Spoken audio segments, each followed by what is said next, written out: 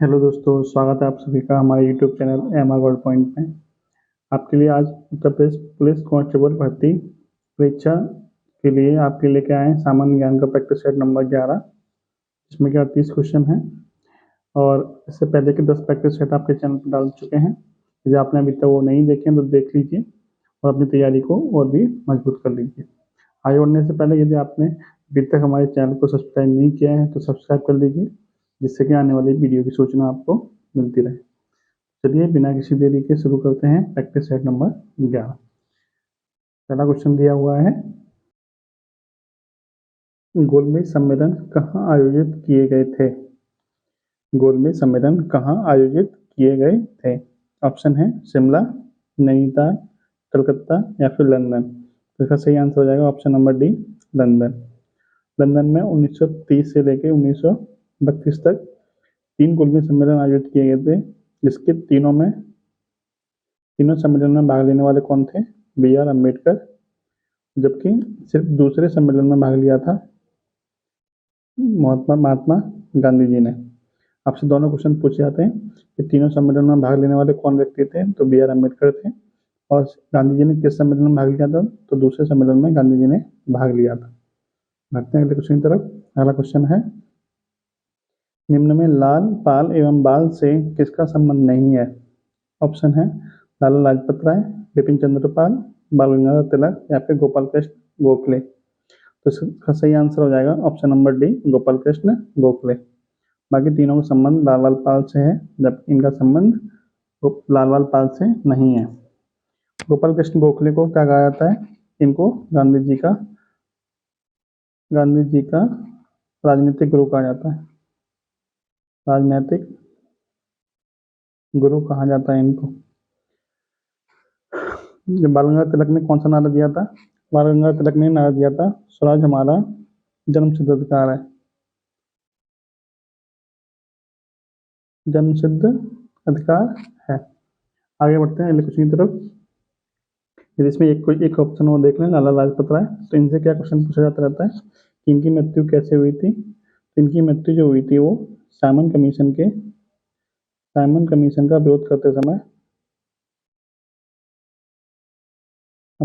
विरोध करते समय लाठी लगने से इनकी मृत्यु हो गई थी। अगले क्वेश्चन की तरफ बढ़ते हैं। अगला क्वेश्चन देखते हैं। अगला क्वेश्चन है, किस मुगल बादशाह ने हिंदुओं पर जजिया नामक कर लगाया था? जहांगीर, शाहजहां, औरंगजेब या फिर ये सभी। इसका सही आंसर हो जाएगा ऑप्शन नंबर सी, औरंगजेब। अगला क्वेश्चन देखते हैं। भारत का वह पहला शासक कौन था जिसने मोहम्मद गौरी को पराजित किया था? पृथ्वीराज चौहान, मूलराज प्रथम, भीम द्वितीय या फिर जयचंद। इसका सही आंसर हो जाएगा ऑप्शन नंबर सी, भीम द्वितीय। भीम द्वितीय वो पहले व्यक्ति थे जिन्होंने मोहम्मद गौरी को पराजित किया था। पृथ्वीराज चौहान और मोहम्मद गौरी के बीच में जो प्रमुख युद्ध हुए थे वो तराइन के युद्ध थे। तराइन का पहला युद्ध जो हुआ था उसमें पृथ्वीराज चौहान विजयी रहे थे, जबकि दूसरे युद्ध में जो मोहम्मद गौरी था वो विजयी रहा था। ये 1191 में हुआ था। ये दूसरा जो हुआ था वो 1192 में हुआ था। आगे बढ़ते हैं अगले क्वेश्चन की तरफ। अशोक के शिलालेखों को सर्वप्रथम किसने पढ़ा था? पार्टेटी पेंथेचर, विलियम जोन्स, चार्ल्स विल्किंस या फिर जेम्स प्रिंसेप। इसका सही आंसर हो जाएगा option number D, James Prinsep. James Prinsep पहले व्यक्ति थे जिन्होंने अशोक के शिलालेखों को पढ़ा था। और अशोक के जो 13वां शिलालेख है, 13वें शिलालेख से क्या जानकारी मिलती है कि जो कलिंग का युद्ध हुआ था, कलिंग युद्ध के बारे में 13वें शिलालेख से जानकारी मिलती है। अगला क्वेश्चन देखते हैं। युद्ध अभ्यास 2018 सैन्य अभ्यास का आयोजन भारत के किस राज्य में हुआ था? महाराष्ट्र, उत्तराखंड, लखनऊ और पटना, और दिल्ली और आगरा। सही आंसर है इसका ऑप्शन नंबर बी, उत्तराखंड। 7वां क्वेश्चन, निम्नलिखित में से चित्रकला के क्षेत्र में कौन प्रसिद्ध है?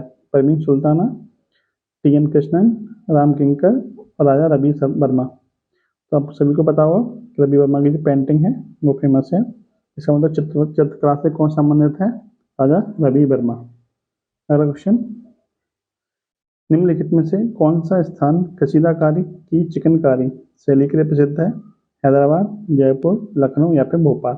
इसका सही आंसर है लखनऊ। अगला क्वेश्चन देखते हैं। थालघाट, भोरघाट, पालघाट दर्रे अवस्थित हैं? कराकोरम श्रेणी में, विंध्याचल श्रेणी में, हिमालय श्रेणी में या फिर पश्चिमी घाट पर? इसका सही आंसर है ऑप्शन नंबर डी, पश्चिमी घाट पर। कुछ और देख लेते हैं इसके बारे में। जो थालघाट दर्रा है वो, पहले ये देख लेते हैं दर्रा क्या होता है। दर्रा जो होता है वो दो पहाड़ों के बीच का पतला रास्ता दर्रा कहलाता है, जबकि दो पहाड़ों के बीच का चौड़ा रास्ता क्या कहलाता है? घाटी कहलाता है। अब देखते हैं थालघाट दर्रा। थालघाट जो दर्रा है वो किस किस को जोड़ता है? तो ये आपका मुंबई को नासिक से जोड़ता है। थालघाट दर्रा मुंबई को नासिक से जोड़ता है, जबकि जो भोरघाट दर्रा है ये आपका मुंबई को पुणे से जोड़ता है। वहीं यदि हम पालघाट की बात करें, जो पालघाट दर्रा है वो केरल को तमिलनाडु से जोड़ता है। इसके अलावा केरल के यदि शहर की बात करें तो केरल का शहर पड़ता है आपका कालीकट। कालीकट को तमिलनाडु का शहर कोयम्बटूर से जोड़ता है। कोयम्बटूर से जोड़ता है। या तो कालीकट या केरल या तमिलनाडु पूछ सकता है, या फिर कालीकट और कोयम्बटूर भी आ सकता है ऑप्शन में। बढ़ते हैं अगले क्वेश्चन की तरफ। अगला क्वेश्चन नंबर 10। क्षेत्रफल की दृष्टि से भारत का विश्व में स्थान है छठा, सातवां, आठवां या फिर नौवां? इसका सही आंसर हो जाएगा ऑप्शन नंबर बी, सातवां। क्षेत्रफल की दृष्टि से भारत का सातवां स्थान है, जबकि पहले नंबर पर कौन है? पहले नंबर पर आपका रूस है। यदि हम जनसंख्या की दृष्टि से बात करें तो जनसंख्या की दृष्टि से पहले नंबर पर कौन है? जनसंख्या की दृष्टि से पहले नंबर पर आपका भारत है। अब चीन क्वेश्चन नंबर पहुंच गया, चीन पहुंच गया है सेकंड नंबर पर। अगला क्वेश्चन देखते हैं।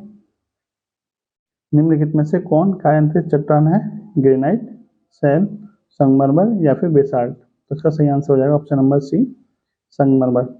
चट्टानें तीन प्रकार की होती हैं, आग्नेय, अपसादी और रूपांतरित चट्टानें। ये चट्टानें क्या होती हैं इससे पिछली वाली वीडियो में बता चुका हूँ मैं आपको। देखते हैं इसमें ग्रेनाइट और बेसाल्ट जो चट्टान है ये दोनों किसके उदाहरण है? ये दोनों आपके आग्नेय चट्टान के उदाहरण है। आग्नेय चट्टान का उदाहरण कौन है? ये ग्रेनाइट और बेसाल्ट। क्योंकि संगमरमर किसका उदाहरण है? कायांतरित चट्टान का उदाहरण है। अगला क्वेश्चन देखते हैं, क्वेश्चन नंबर 12। आयोडीन की कमी से कौन सा रोग होता है? आयोडीन की कमी से होने वाला रोग कौन सा है? गठिया, पतौंदी, रिकेट्स या फिर घेंगा? सही आंसर है इसका ऑप्शन नंबर डी, घेंगा रोग। और रोग देख लेते हैं। पतौंदी किसकी कमी से होता है? पतौंदी होता है विटामिन ए की कमी से। रिकेट्स होता है विटामिन डी की कमी से। विटामिन डी की कमी से होता है रिकेट्स, और विटामिन ए की कमी से होता है रतौंदी। जबकि गठिया रोग कैसे होता है? गठिया रोग जो जोड़ों में जो लिक्विड होता है इसको साइनोवियल लिक्विड बोलते हैं। साइनोवियल लिक्विड बोलते हैं।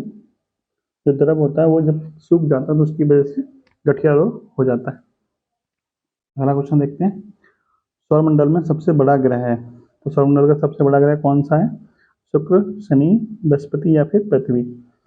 सही आंसर हो जाएगा option number C, Brihaspati. Brihaspati ग्रह क्या है? सौरमंडल का सबसे बड़ा ग्रह है। पृथ्वी एकमात्र ग्रह ऐसा है जिस पर क्या है? जीवन है, जिसको कि नीला ग्रह भी कहा जाता है। और शुक्र कैसा ग्रह? सबसे गर्म ग्रह कौन सा है? सबसे गर्म ग्रह है आपका शुक्र है। शनि ग्रह के बारे में क्या जानकारी है? ये एकमात्र ऐसा ग्रह है जिसके चारों तरफ क्या पाए जाते हैं? वलय पाए जाते हैं। आपको कमेंट बॉक्स में बताना है कि सबसे ज्यादा उपग्रह किस ग्रह के होते हैं। सबसे ज्यादा उपग्रह किस ग्रह के होते हैं ये आपको कमेंट बॉक्स में बताना है। इससे पहले वाले प्रैक्टिस सेट में मैं आपको बता चुका हूँ कि सबसे ज्यादा उपग्रह किस ग्रह के होते हैं। आपको कमेंट बॉक्स में बताना है तो सही आंसर क्या होगा। अगला क्वेश्चन देखते हैं। इको मार्क किसी उत्पाद पर दिए गए इस प्रमाणन का चिन्ह होता है कि वह उत्पाद किफायती कीमत वाला है, पर्यावरणीय दृष्टि से अनुकूल है, नष्ट होने वाला नहीं है, अच्छी किस्म का है? तो इसका सही आंसर हो जाएगा ऑप्शन नंबर बी, पर्यावरणीय दृष्टि से अनुकूल है। इको मार्क में जो इको लिखा हुआ है इसका मतलब ही क्या है? इसका मतलब है इकोलॉजी। और इकोलॉजी का संबंध किससे होता है? पर्यावरण से ही होता है। आगे बढ़ते हैं। अगला क्वेश्चन। उत्तर दक्षिण गलियारा परियोजना किन्हें आपस में जोड़ती है? दिल्ली को मदुरई से, दिल्ली को कन्याकुमारी से, श्रीनगर को कन्याकुमारी से या फिर श्रीनगर को तिरुवनंतपुरम से। इसका सही आंसर हो जाएगा ऑप्शन नंबर सी, श्रीनगर को कन्याकुमारी से। वहीं यदि हम बात करें कि पूरा पश्चिम गलियारा किस किस को जोड़ता है, तो ये होता है आपका सिलचर को। सिलचर कहाँ पड़ता है? असम में। सिलचर को पोरबंदर से। ये कहाँ पड़ता है आपका? गुजरात में। ये क्वेश्चन आपका आरआरबी एनटीपीसी 2019 में पूछा हुआ क्वेश्चन है कि पूरा पश्चिम गलियारा किस किस को जोड़ता है। यदि हम इसी में आगे बात करें कि ये दोनों गलियारे एक दूसरे को कहाँ पर काटते हैं, ये दोनों गलियारे एक दूसरे को झांसी, फिर कहाँ पड़ता है? यूपी में पड़ता है। वहाँ पे एक दूसरे को क्रॉस करते हैं, यानी ये जो पॉइंट है आपका बीच वाला पॉइंट, ये कौन सा है? झांसी है। अगला क्वेश्चन देखते हैं। नाबार्ड है एक, क्या है नाबार्ड? निर्धनता निवारण कार्यक्रम, सामाजिक सुरक्षा योजना, बैंक या फिर बीमा निगम। तो सही आंसर हो जाएगा option number C, bank. NABARD की जो स्थापना हुई थी वो 12 जुलाई 1982 को हुई थी। वर्तमान में इसके जो अध्यक्ष हैं वो कौन है? वो केवी साजी हैं। बढ़ते हैं अगले क्वेश्चन की तरफ, क्वेश्चन नंबर 17। नेक्स्ट क्वेश्चन, विश्व खाद्य पुरस्कार 2018 से किसे सम्मानित किया गया? David Nabarro, M S Swaminathan, Surendra K Bansal या फिर संजय राजाराम। तो सही आंसर हो जाएगा ऑप्शन नंबर ए, डेविड नोवेरो। विश्व खाद्य दिवस कब मनाया जाता है? विश्व खाद्य दिवस कब मनाया जाता है? तो सही आंसर हो जाएगा 16 अक्टूबर। 16 अक्टूबर क्यों मनाया जाता है? क्योंकि 16 अक्टूबर 1945 को क्या हुआ था? FAO, food and agriculture organisation, जिसका कि मुख्यालय कहाँ पर है? रोम, इटली में है। इसकी स्थापना हुई थी, इसलिए 16 अक्टूबर को क्या मनाया जाता है? विश्व खाद्य दिवस मनाया जाता है। ठीक है, यह जानकारी भी आपको नोट करनी है। FAO की स्थापना कब हुई थी और FAO का मुख्यालय कहाँ है? रोम, इटली में है। अगला क्वेश्चन देखते हैं। भारत में ग्रामीण क्षेत्रों में कौन सी बेरोजगारी सर्वाधिक पाई जाती है? मौसमी बेरोजगारी, अर्धस्य बेरोजगारी, ए और बी दोनों या फिर उपरोक्त में से कोई नहीं। तो इसका सही आंसर हो जाएगा ऑप्शन नंबर सी, ए तथा बी दोनों। मौसमी बेरोजगारी क्या होती है और अर्धस्य बेरोजगारी क्या होती है, दोनों समझ लेते हैं। मौसमी बेरोजगारी वो होती है जैसे सीजन के हिसाब से, जब लेबर की डिमांड ज़्यादा होती है और सीजन चला जाने पर लेबर डिमांड नहीं होती है। जैसे मान लीजिए गेहूँ की फसल लगानी है, तब आपको ज़्यादा आदमी की जरूरत पड़ेगी, और गेहूँ की फसल लगने के बाद जब कटाई होती है गेहूँ की, तो उस टाइम आदमी की जरूरत पड़ेगी। तो दोनों कटाई और बुवाई के बीच में जो समय बचता है उसमें आदमी की जरूरत नहीं पड़ती है। इसका मतलब सीजन के टाइम पर ही आदमियों की जरूरत पड़ती है। वही आपकी क्या कहलाती है? सीजनेबल बेरोजगारी या फिर मौसमी बेरोजगारी। इसके अलावा अदर्स बेरोजगारी क्या होती है? अदर्स बेरोजगारी वो होती है जैसे कि मान लीजिए किसी एक बीघा खेत में 2 आदमियों की जरूरत है, लेकिन परिवार में कितने हैं? 4 आदमी हैं। चारों के चारों उस एक बीघा में ही लगे हुए हैं। तो 4 आदमी के लगने से उस एक बीघा की जो पैदावार है वो बढ़ तो नहीं जाएगी। जितने 2 आदमी करेंगे उतने ही 4 आदमी करेंगे। तो जो एक्स्ट्रा 2 आदमी लगे हुए हैं वो अदर्स बेरोजगारी के अंतर्गत आएंगे। उस अदर्स बेरोजगारी को ही क्या बोला जाता है? छिपी हुई बेरोजगारी। हाँ, तो छिपी हुई बेरोजगारी बोल लीजिए या फिर अदर्स बेरोजगारी बोल लीजिए। तो ये दोनों ही क्या है? भारत में सर्वाधिक पाई जाती है। अगला क्वेश्चन देख लेते हैं, उम्मीद है आपको समझ में आई होगी। ये छिपी हुई बेरोजगारी वाला क्वेश्चन बार बार आता रहता है। अगला क्वेश्चन देखते हैं। इस संशोधन के द्वारा संविधान में समाजवादी, धर्मनिरपेक्षता तथा राष्ट्र की एकता एवं अखंडता जैसे शब्द जोड़े गए थे। 42वां, 44वां, 52वां या फिर 61वां। तो इसका सही आंसर हो जाएगा ऑप्शन नंबर ए, 42वां। 42वां संविधान संशोधन 1976 के द्वारा 3 शब्द जोड़े गए थे: समाजवादी, धर्मनिरपेक्षता, राष्ट्रीय अखंडता एवं राष्ट्रीय एकता एवं अखंडता। यह संविधान संशोधन सरदार स्वर्ण सिंह समिति की सिफारिश पर हुआ था। सरदार स्वर्ण सिंह समिति की सिफारिश पर हुआ था। इस समिति में मूल कर्तव्य जोड़ने की भी सिफारिश की थी, जो कि संविधान के भाग 4 का में है, क्योंकि यदि अनुच्छेद की बात करें तो अनुच्छेद 51 के का में है। ये सब जोड़ा गया था। और 42वें संविधान संशोधन के द्वारा इतना कुछ जोड़ा गया था संविधान में कि इस संविधान संशोधन को लघु संविधान की संज्ञा दे दी गई। तो 42वें संविधान संशोधन को और क्या बोलते हैं? लघु संविधान।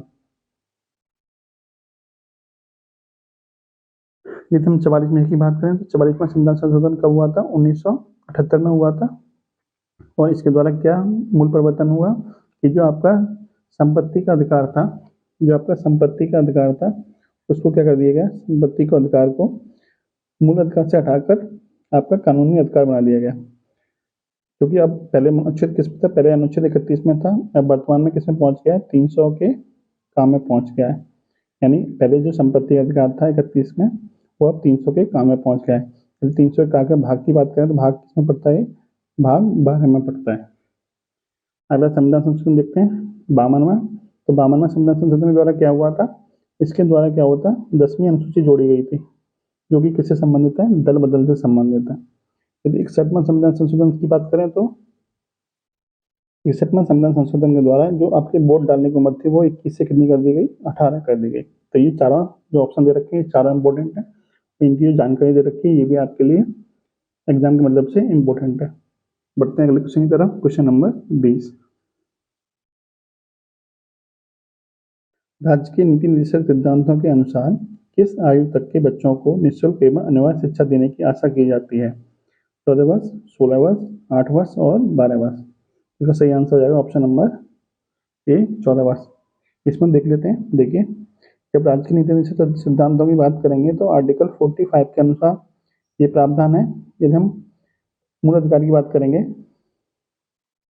मूल अधिकार तो 86वां संविधान संशोधन 2002 के द्वारा 21 का जोड़ा गया, जिसमें क्या है कि 6 वर्ष से लेकर 14 वर्ष तक के बच्चों को ये अधिकार प्राप्त है कि वो निःशुल्क शिक्षा प्राप्त करें। यदि हम डीपीएसपी की बात करें तो आर्टिकल 45 आएगा। और यदि हम मूल कर्तव्य की बात करें तो 86वां संविधान संशोधन 2002 के द्वारा ही 11वां मूल कर्तव्य जोड़ा गया था, जो कि किससे संबंधित है कि माता पिता की जिम्मेदारी होगी या कर्तव्य होगा कि वो अपने बच्चों को निःशुल्क शिक्षा उपलब्ध कराएं। तो ये तीनों चीज़ हैं। यदि मूल अधिकार की बात करेंगे तो 86वां संविधान संशोधन में 21 का जोड़ा गया। यदि डीपीएसपी की बात करेंगे तो आर्टिकल 45। और यदि मूल कर्तव्य की बात करेंगे जो कि भाग 4 में है, भाग 4 के काम में है, जो कि 86वां संविधान संशोधन के द्वारा जोड़े गए हैं और सरदार स्वर्ण सिंह की समिति पर जोड़े गए। तो उसमें कौन सा मूल कर्तव्य है जो कि शिक्षा संबंधित है? वो 11वां मूल कर्तव्य है। बढ़ते हैं क्वेश्चन नंबर 21 की तरफ। Question number 21। भारतीय नागरिकों के लिए एक समान सिविल संहिता का उल्लेख किस अनुच्छेद में है? अनुच्छेद 40, अनुच्छेद 42, अनुच्छेद 43 या फिर अनुच्छेद 44? इसका सही आंसर है अनुच्छेद 44। अनुच्छेद 44 के अनुसार सभी भारतीयों के लिए एक समान सिविल संहिता का उल्लेख है, जो कि वर्तमान में भारत के किस राज्य में है? वो कि गोवा में है। गोवा एकमात्र ऐसा राज्य है जिसमें कि एक समान सिविल संहिता लागू है, बाकी और किसी राज्य में लागू नहीं है। यदि अनुच्छेद 40 की बात करें तो अनुच्छेद 40 में क्या है? ग्राम पंचायतों का गठन है। ग्राम पंचायतों के गठन के बारे में जानकारी किसमें है? अनुच्छेद 40 में। अगला क्वेश्चन देखते हैं। Question number 22। राष्ट्रपति राज्यसभा के लिए उन व्यक्तियों में से जो कला, साहित्य, सामाजिक सेवा आदि के क्षेत्र में ख्याति प्राप्त हैं, निम्नलिखित में से कितने व्यक्तियों का नामांकन कर सकते हैं? 4, 8, 12 या फिर इनमें से कोई नहीं। तो सही आंसर हो जाएगा ऑप्शन नंबर सी 12। 12 ऐसे व्यक्ति होते हैं जिनको राष्ट्रपति नॉमिनेट कर सकते हैं राज्यसभा के लिए, जबकि कुछ समय पहले तक लोकसभा में 2 लोगों को नॉमिनेट कर सकते थे। लेकिन 105वां संविधान संशोधन के द्वारा क्या हुआ था? जो आपके लोकसभा में 2 और विधानसभा में 1, विधानसभा में कितने? 1। इसको कौन नॉमिनेट करता था? राज्यपाल नॉमिनेट करते थे। जो कि एंग्लो इंडियन होते थे उनको क्या कर दिया गया? उनको खत्म कर दिया गया। अब ये सदस्यों को नॉमिनेट नहीं किया जाएगा। तो ये थी जानकारी। आगे बढ़ लेते हैं। Question number 23।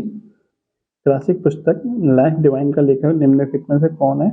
रविशंकर, स्वामी विवेकानंद, राधा कृष्ण या फिर अरविंद घोष? इसका सही आंसर है अरविंद घोष। अगला क्वेश्चन देखते हैं।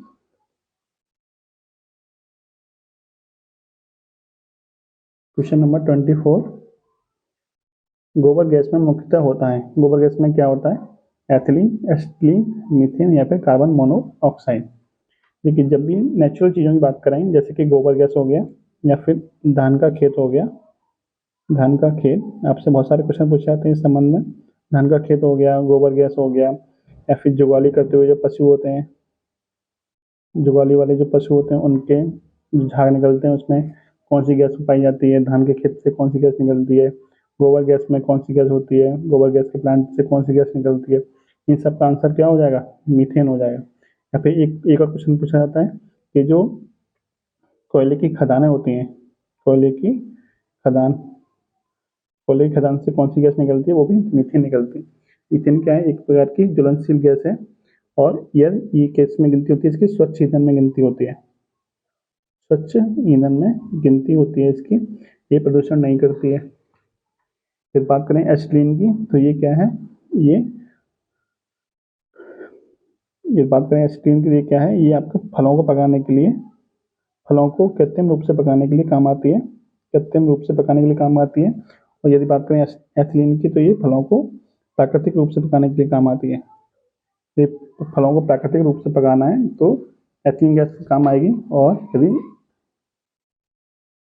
यदि आपको कृत्रिम रूप से पकाना है तो एसिटिलीन काम आएगी। अगला क्वेश्चन देख लेते हैं, प्राकृतिक रबड़ किसका बहुलक है, आइसोप्रीन, एथिलीन, एसिटिलीन या फिर विनाइल क्लोराइड। तो इसका सही आंसर क्या हो जाएगा, आइसोप्रीन। अगला क्वेश्चन, वर्षा की बूंदें गोलाकार होती हैं किसके कारण होती हैं, सतही तनाव के कारण, वर्षा जल की श्यानता के कारण, वायु के वातावरणीय घर्षण के कारण या फिर उपरोक्त सभी। तो इसका सही आंसर हो जाएगा सतही तनाव के कारण, यानी जो सरफेस टेंशन होता है उसकी वजह से क्या होता है, वर्षा की बूंदें गोलाकार हो जाती हैं। और सरफेस टेंशन की वजह से यानी कि जो सतही तनाव होता है उसकी वजह से क्या होता है कि जो रुका हुआ पानी होता है, रुका हुआ जो जल होता है उस पर क्या होता है, उस पर मच्छर बैठ सकता है, रुके हुए जल पर ही क्या होता है, रुके हुए जल के कारण ही मच्छर उस पर तैर सकता है। और उस पर आपको यदि आप सुई रखेंगे धीरे से सुई, तो सुई भी उस पर क्या हो जाएगी, तैर जाएगी। तो सरफेस टेंशन के कारण क्या होगा, सुई जल पर तैर जाती है और मच्छर भी जल पर बैठ सकता है। ये दोनों क्वेश्चन पूछे हुए हैं तो ये भी ध्यान रखना आप। अगला क्वेश्चन देखते हैं, धान की फसल के जैव उर्वरक के रूप में किसका प्रयोग किया जाता है, नील हरित शैवाल, राइजोबियम, क्लोटेला, एजोटोबैक्टर। इसका सही आंसर है नील हरित शैवाल। अगला क्वेश्चन देखते हैं, उत्तर प्रदेश में उर्दू प्रशिक्षण एवं अनुसंधान केंद्र अवस्थित है, लखनऊ में, फैजाबाद में, मेरठ में या फिर अलीगढ़ में। तो इसका सही आंसर है आपका लखनऊ में। ये क्वेश्चन पिछले प्रैक्टिस सेट में भी आया था, वहाँ पे भी मैंने बताया था, आप ध्यान रखना है आपको ये। अगला क्वेश्चन, उत्तर प्रदेश शैक्षणिक अनुसंधान एवं विकास परिषद की स्थापना की गई 1981, 1961, 1967 या फिर 1971। तो इसका सही आंसर हो जाएगा ऑप्शन नंबर ए 1981 में। अगला क्वेश्चन देखते हैं, धुरिया लोक नृत्य है अवध का, बुंदेलखंड का, पूर्वांचल का, बुंदेलखंड का। तो इसका सही आंसर है ऑप्शन नंबर बी बुंदेलखंड का। अगला क्वेश्चन देख लेते हैं, क्वेश्चन नंबर 31, उत्तर प्रदेश की कौन सी जनजाति दीपावली को शोक के रूप में मनाती है, सहरिया, बैंगा, परहरिया या फिर थारू। तो सही आंसर इसका थारू। थारू क्या है, दीपावली को शोक के रूप में मनाती है और ये यूपी की क्या है, उत्तर प्रदेश की सबसे ज़्यादा जनसंख्या वाली जनजाति है, फर्स्ट नंबर पर यही है। दीपावली को शोक के रूप में मनाती है और इसके विकास के लिए लखीमपुर खीरी में एक महाविद्यालय खोला गया है जो कि इसके विकास के लिए खोला गया है। यदि बात करें परहरिया और बैंगा जनजाति का, तो ये दोनों जनजाति कहाँ मिलती हैं, तो जनजाति आपकी सोनभद्र में मिलती हैं। और सहरिया की बात करें तो ये कहाँ मिलेगी, आपकी ललितपुर में मिलेगी, ललितपुर में मिल जाएगी। बढ़ते हैं क्वेश्चन तरफ, क्वेश्चन नंबर 2, पुलिस अधिनियम की किस धारा में पुलिस अधिकारियों के कर्तव्यों का प्रावधान है। ये क्वेश्चन पिछले प्रैक्टिस सेट में भी आया था, इसका आंसर क्या है, धारा 23। अगला क्वेश्चन देखें, देखिए 1000 रुपये व 500 रुपये के नकली नोट बड़ी संख्या में बाजारों व बैंकों तक में पाए जा रहे हैं। जाली करेंसी नोटों के विरुद्ध कार्यवाही भारतीय दंड संहिता की किस धारा के अंतर्गत की जाती है, धारा 241, धारा 246, धारा 489 कहाँ से 489 अड़ा तक या फिर धारा 237? इसका सही आंसर क्या हो जाएगा? ऑप्शन नंबर सी, धारा 489 कहाँ से 489 अड़ा तक। अगला क्वेश्चन देख लेते हैं। उत्तर प्रदेश स्थापना दिवस किस दिन मनाया जाता है? 25 जनवरी, 20 जनवरी, 10 जनवरी या फिर 15 जनवरी? इसका सही आंसर क्या है? ऑप्शन नंबर ए, 25 जनवरी। इस बात करें 10 जनवरी को क्या मनाया जाता है?